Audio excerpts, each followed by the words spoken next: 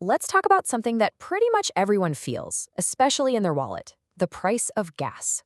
We're going to dive into America's secret weapon against price spikes: its emergency oil tank, the Strategic Petroleum Reserve. All right, let's go back in time just a little bit to 2022.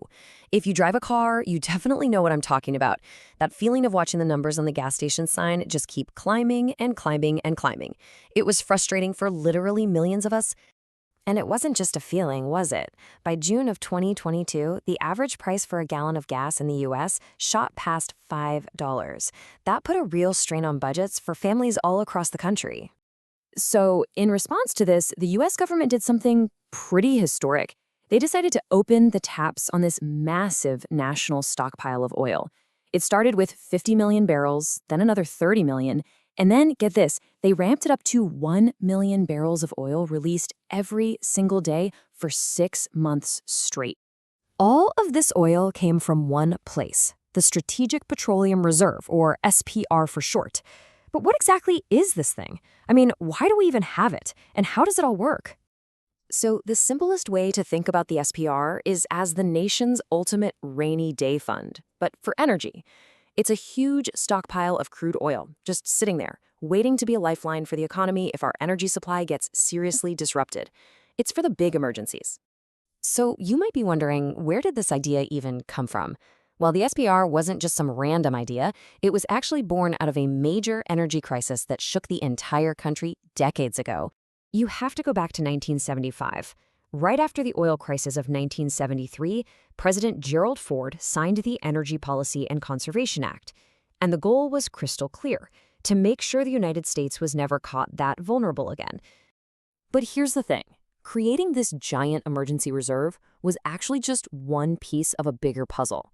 It was step 3 of a whole national strategy. Step 1, make more of our own energy. Step 2, use less energy. And then, as a final safety net, step 3 was to build this emergency stockpile. Now for the really cool part. How in the world do you store hundreds of millions of barrels of oil? The answer isn't some giant metal tank you can see from the highway. No, it's way, way cooler than that. It's deep underground. The oil is stored in 60 gigantic man-made caverns that have been hollowed out of underground salt dumps. They're located right along the Gulf Coast, which is perfect because that's where all the big refineries and ports are.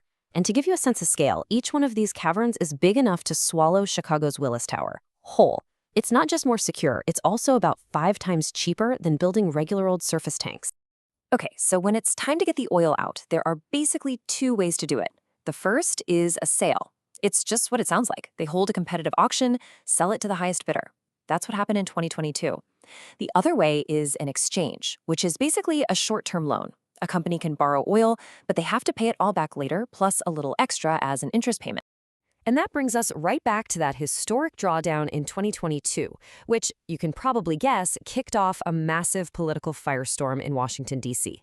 The whole controversy really boils down to this one fundamental question: was tapping the reserve a totally valid use of an emergency tool to calm down a global market that was in chaos because of a war, or was it a political play to rustle down those painful gas prices right before a big election?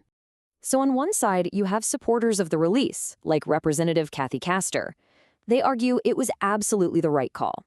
They point directly to the huge market shock caused by Russia's invasion of Ukraine and say that's exactly what the reserve is for. But on the other side, critics like Senator John Barrasso saw it completely differently. Their argument is that this wasn't a real national emergency. They say it was a political panic move, using a vital national security tool to try and manage voter anger about $5 gas right before the midterm elections. Look, regardless of the motivation, whether it was political or practical, the decision to drain almost 200 million barrels of oil from the reserve had some very real, tangible consequences, both for the price you paid at the pump and for our country's energy security down the road. So let's start with the big question: did it actually work? Well, according to energy analysts, the releases probably lowered gas prices by about 25 cents a gallon from what they would have been otherwise. So not a game changer, but it did have a measurable impact. But, and this is a really big but, that bit of price relief came at a pretty steep cost.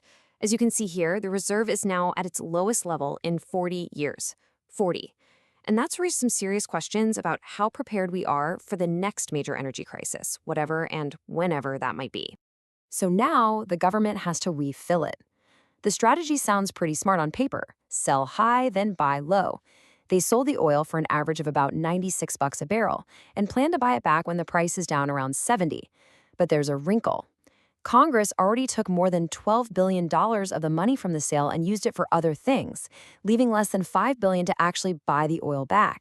And all of this leads to the critical dilemma that policymakers are facing right now. How does the government go out and buy back hundreds of millions of barrels of oil to refill this tank without that huge purchase driving up demand and sending prices right back up for the rest of us? It's a really delicate balancing act with huge consequences for all of our wallets.